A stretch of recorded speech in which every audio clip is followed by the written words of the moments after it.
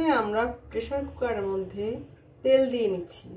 তেলের মধ্যে আমরা পেঁয়াজ দিয়ে তারপরে আমরা সব মশলা আদা, রসুন, জিরা, ধনে, হলুদের গুঁড়া, মরিচের গুঁড়া, গরম মশলা এগুলো সব একসাথে দিয়ে মুরগিটাকে দিয়ে সাথে সিমের বিচি দিয়ে ভালো করে কষিয়ে নেব। প্রথমে আমরা ভালো করে মেখে নেব।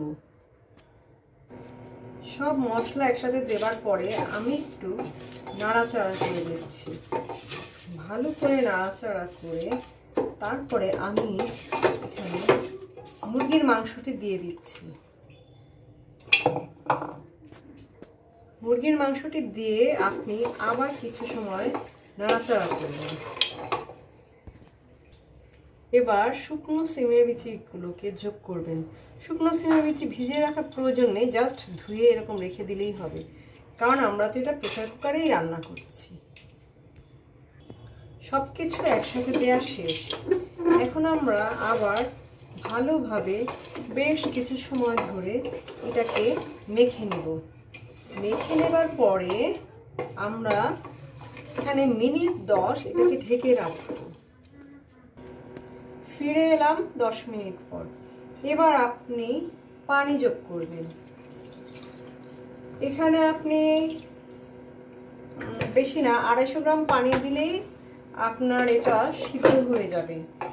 এবার যেহেতু আমি শুকনো সিমের বিচিটা দিয়েছি, আমরা 10 মিনিট রেখে তারপরে এটাকে আমরা 10 মিনিট, যেহেতু মুরগির মাংসের সাথে সিমের বিচি আছে তাই আমরা এখানে 500 ml পানি যোগ করেছি। এবার আমরা ঢাকনা দিয়ে 10 মিনিট জাল দেব।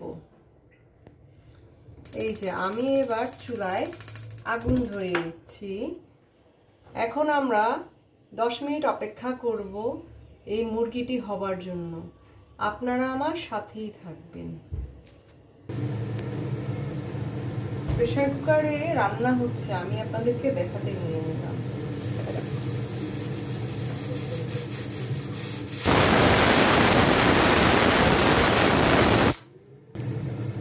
দশ মিনিট হয়ে গেল। আমরা এখন প্রেসার কুকারটি এভাবেই রেখে দেব।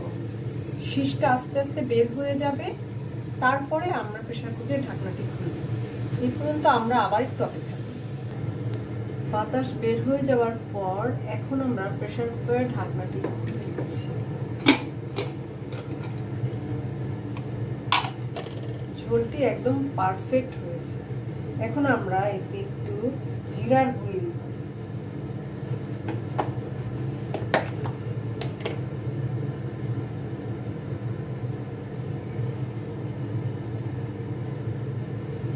এবার এটিকে আমরা চুলার আগুনটি জোরে বাড়িয়ে দিয়ে একটু সময়ের জন্য রেখে দিব।